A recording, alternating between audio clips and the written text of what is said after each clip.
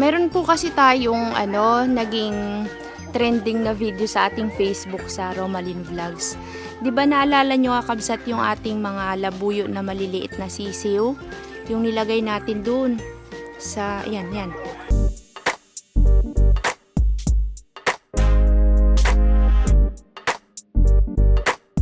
Kabsat, papunta tayo ngayon sa farm. Ngayon lang ulit ako nakapag-vlog after ilang days. Nagpahinga ka kabsat. Pahinga. Tingnan natin yung mga alaga natin. At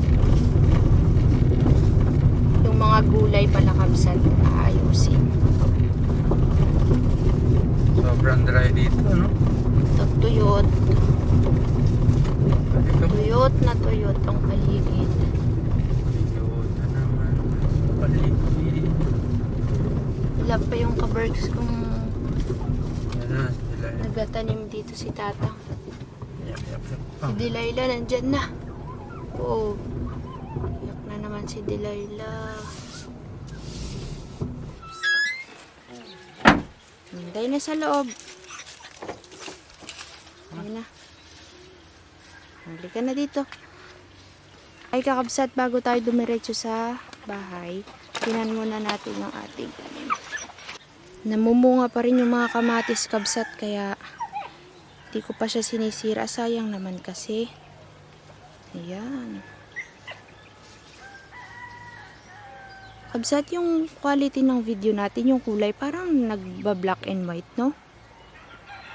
Pag matingkad yung sikat ng araw, nagba-black and white siya. Yan, yung kalabasa ko. Nag-abono kasi ako dito kahapon eh. Ayan siya oh. Tapos nag-spray ng anti-fungus.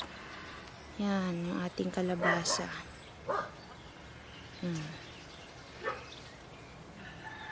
Ganda ng dahon. Nakaraan kasi pangit eh. Agay, hinukay na naman ang aking kalabasahan ko. Ito ko talaga, si Delilah na naman yan.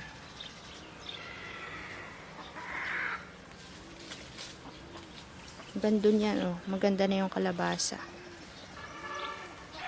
Yung kamote ni Ate Rina, ang dami. Tapos yung kamatis, may bunga-bunga pa rin. Daming bunga ng sili. Pinhi. Alam, lalaki. Ang hahaba kabsat.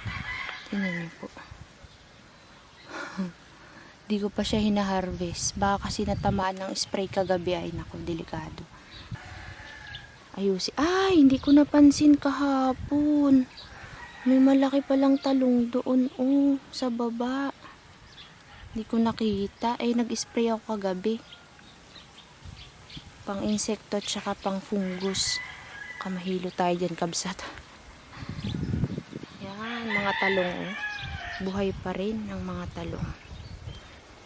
Tingnan natin. Ganda nito ganda pa rin siya. Daming bulaklak.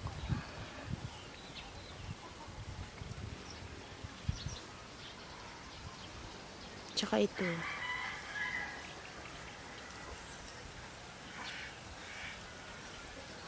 nagdilig ako nang nagdilig kahapon ay.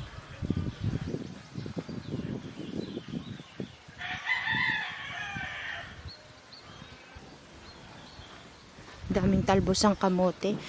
By May, pwede nang anihin tong mga tinanim dito kabsat kasi namumulaklak na yung kanyang mga talbos. Siguro ito yung nangangamoy lason yung in-spray ko kagabi. Tsaka ito kasi nagkakasakit yung bunga kabsat. Sayang naman. Hindi namin mapakinabangan yung bunga kasi nagkakasakit siya. Ayan o. After 2 days ulit pag i-spray ako. Ito, namumunga pa rin ang mga kamatis oh. Pang konsumo, sayang naman kung sisirain. Tara dun sa loob, tignan natin yung mga alaga nating mga manok. Kabsat, nagtanim pala ako ng dun ng ampalaya. Inayos namin kahapon yung bakod. Ay, nagtumbahan naman na. Sa hangin siguro. Kalimutan ko yung lighting. Maganda yung tubo niya. Ayan. Nabagsak yung mga bakod.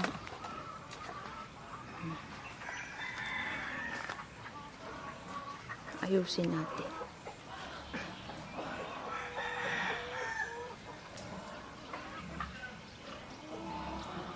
Mga pananim, may kakabsat. Alam niyo po ba yung ating pakwan ay ganyan na siya. Nabitak kabsat, hindi maganda. Oh, bigla na lang po siyang bumigay. At ipapakain po namin sa manok. Pakain natin sa manok, de. Yung pakwan na nabitak. Wala, pangit. Di maganda yung pakwan natin dito. Yan, oh. Tingnan nyo to, kabsat, oh. Oh. Delay la. May isa dyan. Dalawa pala. Ayan, oh. Dalawa. Tapos, ito, ang dami sanang bunga. Ganda sira. Bitak pa. Namunga na yung patola natin, kabsat, oh. Gumapang. Ayun, oh. Alam nyo ba, kabsat, yung mangguelas? Para siyang nabubulok. Wait lang, kabsat. Sabi ko, papasok na tayo dun, eh. Ayan, oh. Nangingitim. Nangingitim yung mga bunga.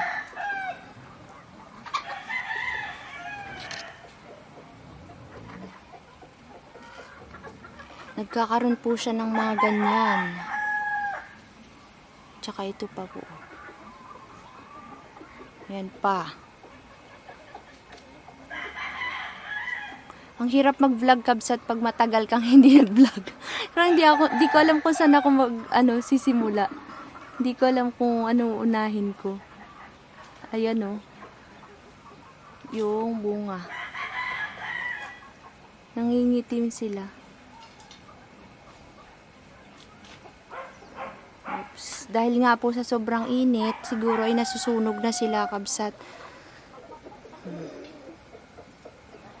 Meron na naman po ulit lumalabas na ganyan, oh. Yung sa para baga sa mangga, kabsat, bubunga na naman ho siya. Ayan, parang mangga nga. Oh. Kita nyo ba, kabsat? Parang blurred. Ayan. Kasi dinidiligan po namin ito araw-araw. Marami yan, kabsat, sa mga dulo ng dahon, yung parang pinakatalbos niya. Nandun yung mga bulaklak. Mamumunga na ulit siya. Yun lang. Ang lalaki na ng manok natin, ade. Tingnan natin yung mga alabuyo natin, kakabsat. Meron po kasi tayong naging trending na video sa ating Facebook sa Romalyn Vlogs. 'Di ba naalala nyo, kakabsat, yung ating mga labuyo na maliliit na sisiw? Yung nilagay natin dun sa yan. Sa kulungan na yan, yung 6, tapos may 2 Rhode Island. Hindi ko alam kung napanood nila ng buo kasi bakit daw may puti. Sabi ko yung 2 na yun, 'di ba, kabsat, ko napanood nyo sa YouTube natin, dito sa YouTube. Na yung 2 ay Rhode Island kasi nga sabay silang nagpisa. Yung 6 po, nasabi naman ni kakabsot na yung iba mistiso. Kasi yung mga magulang nun, di naman tayo yung kauna-unahang kumuha nun sa bundok. Di ba, kakabsat, dinala dito ni Narasid yung labuyo nila. Tapos yun, maraming namatay kasi na nasisiw nun dahil nga ang pinapakain pala kapag bago pa lang silang mapisa ay yung anay ng bundok. Yung anay sa lupa ng bundok. Sabi nila hindi daw labuyo. Kaya ngayon, na-update ko yung ating labuyo dahil medyo parang 3 months ago, 2 to 3 months ago yung video natin na yon. Kaya papakita natin sa mga kabsat natin sa Facebook natin yung update kung gaano na sila kalaki, kung ano na itsura nila.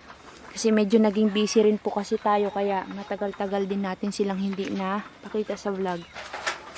Kayo, kakabsat, di ba, napanood nyo naman yung kung paano tayo nagkaroon niyan. Tinatanong ng mga kabsat, bakit daw maamo? Kasi ang labuyo daw ay mailap. Kasi nga po kami na yung nagpapisa sa kanila sa incubator. Hanggang sa lumaki ng lumaki.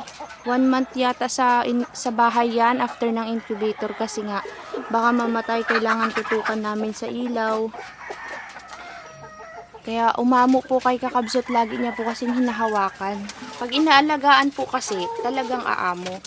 Pasensya na Kabsat, medyo madumi yung kulungan. Hindi yan lahat labuyo, yung maliliit labuyo. Oo. Hindi ko may nang pakita sa inyo ng full sa sahig Kabsat, may mga dumi kasi. Kukuha lang si Kakabsot ng Kasi isa. alago ako kasi. Ganyan na kasi siya laki.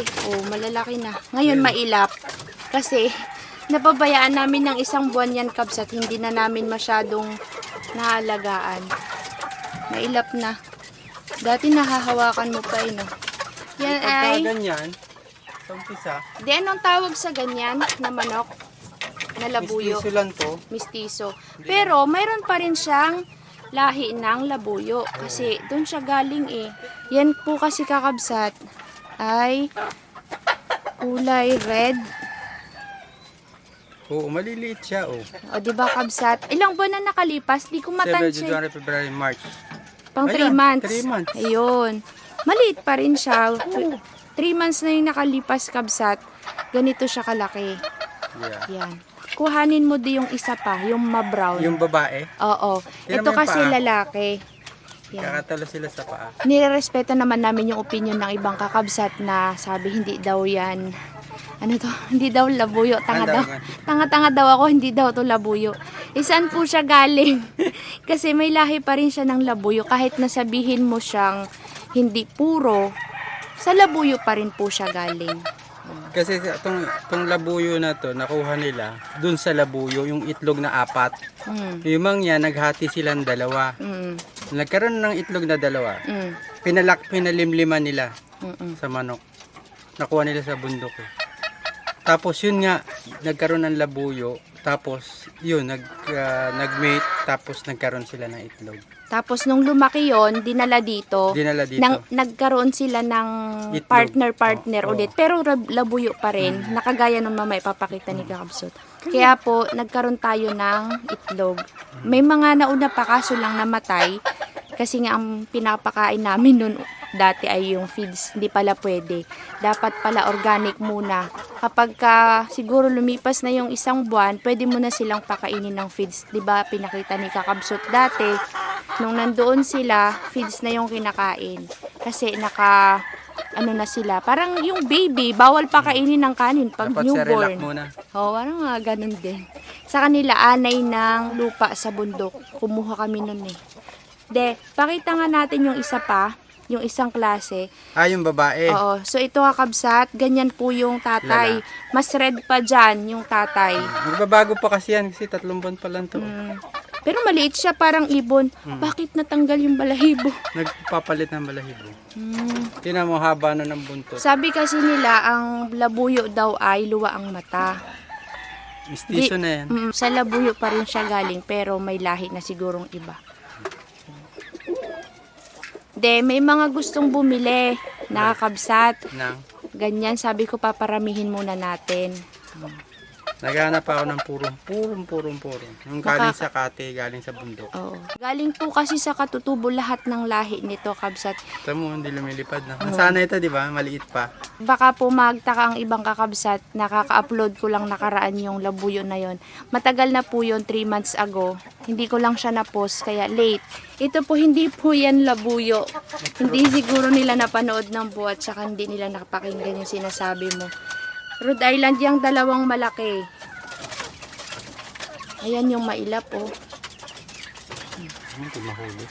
Di mahuli-huli. Yun lang mabait Yan yung sa mabait sa kanya kasi naging ano niya yan eh, parang laruan. pet niya. Ayan na, nagsiksik na dyan. Tignan nyo naman po Kakabsat yung difference. Sabay silang nagpisa at sabay-sabay din silang lumaki pero yung diferensya nila, tignan nyo yung Rhode Island, ang laki kumpara mo dun sa mga labuyo natin. Wild Ayan. chicken. Ayan, tingnan mo yung iba. Dilaw yung paya, yung mga mistiso. Yan. Dilaw. Pero yun oh. Di makita. Gusto ko sanang mahuli natin para mapakita sa labas. Hindi ko kasi mabitaw, mailap. Yan. Wala kasi tayong native na manok. Ayan na yung nakakulong doon, native yan. Yan, Texas yan. Yung Oyet. galing kay Uncle Oyet. Ito yung babae na labuyo. Tignan nyo kabsat yung mata. Tira mo, nagpapalit sila ng kahit anong pakain mo talagang payat talaga. Kasi inahanap nila yung Native. nature na, alam mo yung doon talaga sila galing. Pero Sa mistiso bundok. na to, hindi ko sinasabing puro. Mm-mm. Sa ngayon po kasi gusto namin silang dumami muna. Yan.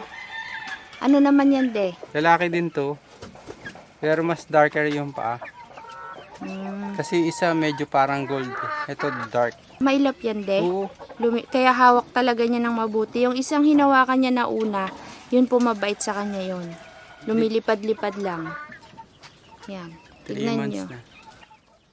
Isang dangkal ni kakabsat yung katawan. Hindi kasama yung ulo at buntot. Maliit po. Pati yung mga palong niya, tinan mo. Ito. Manipis. Manipis. Hindi katulad sa mga ordinaryo manok. Hindi ba ako maano nito sa Facebook? Kasi Wala mahigpit na sa kaya. Facebook eh. Minsan po kasi kakabsat, ang hirap ipost sa Facebook yung, alam yung buong buo. Kasi minsan may mga harm kay Facebook na hindi naman harm sa YouTube. Kaya po, putol-putol yung aking mga video sa Facebook. Yung full video, napapanood na lang po yan sa ating YouTube channel. Mapapanood po sa ating YouTube channel. Ingatan nyo kabsat, di lumilipad. Kasi nga, baby pa lang, sisiw pa lang, nasa shell pa lang, alaga niya na. Araw-araw niya yung tinitignan. Mga survivors namin itong mga chicken. Di, bakit karaming balahibo doon ay? Dati pa yun, kinakalkal nila. Kailangan natin maglinis dito, kabsat. Kasi halos 1 month po kami na wala dito sa sa bukid. Kaya mapapansin nyo, ang dami naming absent na vlog. Kasi nga po may mga nasikaso kami. Kaya yun, pabayaan namin sila. Kay Carlos lang nagpapakain. Pati yung mga pananim ko nga kabsat medyo na pabayaan din. Yan na sila Pwede na pulit ka tayo. Ayan. Ito naman.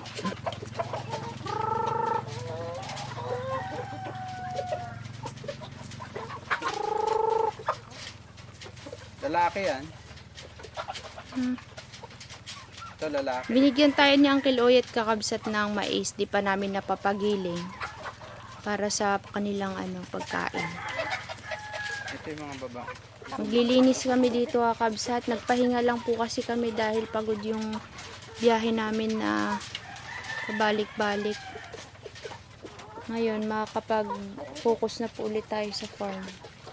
Tsaka sa iba nating mga gawain. Ang lalaki na nila Dito nakita ni Tito Rod nung nagpunta dito, nawala rin sa isip ko kakabsat.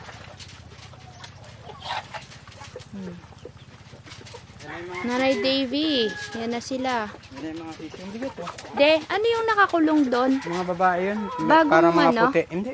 Yung dati pa rin. Dati pa rin. Yan, ano yan? Ito yung sabay ng mga yan. Mabigat Madami pa rin pala sila Sana ulit sila breed. Kasi maliliit pa dati, di ba? Ready for katay na naman to kabsat. Malalaki na, tatanda na naman sila. Tingnan nyo kabsat. Pakita ko ulit sila sa inyo. Dati nung nakita nyo kasi sila kumakain. Ngayon, ayan na sila. Tignan nyo, nakapatong pa rin talaga siya doon.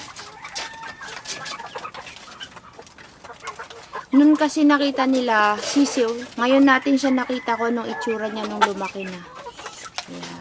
Sana mapanood ko ng mga kakabsat sa Facebook na nagtatanong kung labuyo siya o hindi. Kasi kakabsat, ang alam ko, matatawag pa rin siyang labuyo kasi galing siya sa labuyo. Hindi man siya puro pero nagmula siya sa lahi ng labuyo. Yun lang. Thank you so much for watching. Punta ako sa aking gulayan. Kabsat, isprehan ko yung ating dragon fruit kasi nagkaroon siya ng fungus. Ayan Ay, nilanggam pala. Hindi ko kasi natabihan ng laso na tinimpla kahapon. Nilalanggam. Sobra naman. Pati langgam ay. Talaga naman. Hindi ko alam kung saan ko siya itatanim. Kailangan maitanim ito. May nagtatanong nakakabsat kasi nag-vlog ako nito. Yung mga native na pipino. Ayan. Nagfo-focus ba, kabsat? Kunin natin. Dagdagan ko pa, kabsat. Wait lang. Hanap tayo kasi magtataka kayo ba't nandito sa Gumamela. Dito po kasi gumapang yung ating mga pipino. Pero pag ganito na, kabsat, ito kasi yung sobrang hinog na niya. Ayan. Hindi na yan kakainin kasi sobrang lambot. Pakita ko pa sa inyo. Marami ako dito. Maliliit na kasi to dahil nalipasan na. Ito yung crunchy. Itong klase na to. Ito yung lambot na siya. Yan.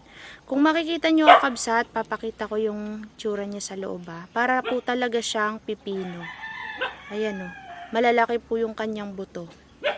Tapos, pag kinain to, kabsat, malutong. Ipakita ko daw na kinakain ko para maniwala daw sila. Pagpasensyahan nyo na muna yung mukha ko, kakabsat, at ako ay haggardness, maraming trabaho sa bahay. Yan, kakainin ko, kabsat, ha. Legit to, legit.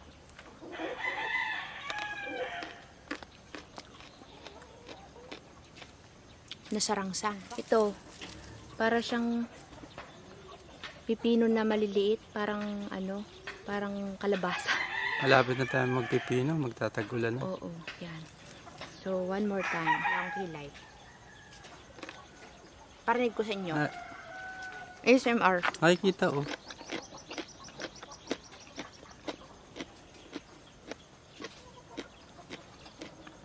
Kasi sabi nila, nakakalason daw. Hindi man daw ngayon mag-epekto yung lason, pero makaka-affect daw sa katawan yun. Kaso kakabsat, natikmang ko to nung sa alag pa tayo nag-vlog nun, parang 3 years ago, 4 years ago. Si Auntie Pemi po kasi nagturo sa akin yan eh. Dati kasi nakikita ko din to, hindi ko pinapansin. Pero sabi niya, Malin, mayroon tayong kukunin yan eh, pipino. Kasi nga, parang ang sarap niyang ihalo sa mga sausawan. Yan yung mga overripe. Yan yung hindi na pwedeng kainin. Tingnan natin kung ano itsura ng laman niya pag ganito yung kulay. Baka matalsikan yung ay! Ayan o. Lusak boy.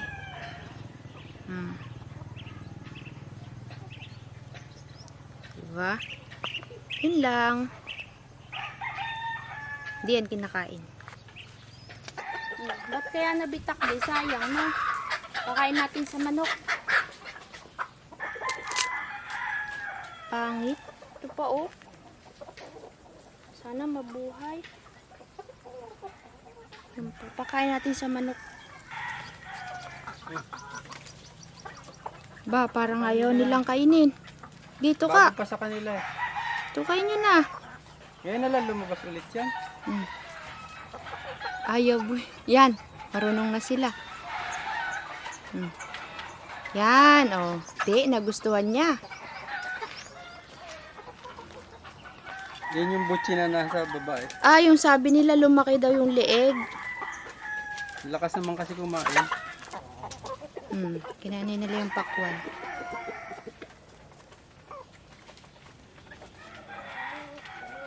Kakabsat, ginabi na po tayo. Nagdilig ako at nag-ayos-ayos ng ating mga pananim. At bukas babalik po ulit tayo dito para maglinis. Yun lang yung na-vlog ko kanina kasi sinamantala namin habang maliwanag pa. Pag madilim na kasi ang hirap na, kakabsat, makita yung mga pananim. Kaya bukas na lang natin to itutuloy. Ayusin muna namin to bago ulit tayo mag-vlog ng iba. Kasi kawawa naman yung farm at kulang sa linis. Yan. Last time kasi nag-amihan, nagliparan yung mga yung mga dahon-dahon baga, kabsat, tapos tuyot yung mga lilinisin ko yan, tapos papalitan natin ng ibang pananim. Nagtanim po ako ng kamatis at bukas makikita nyo po yun, inayos ko din yung ampalaya natin. Tara na. Hanggang dito na lang yung vlog natin, kakabsat. Magliligpit din kami sa bahay. Maraming salamat po sa panonood. Sana nag-enjoy kayo sa ating munting vlog ngayong araw na to. Bye bye, kabsat. See you tomorrow. Good night. Good night, kakabsot. Good night.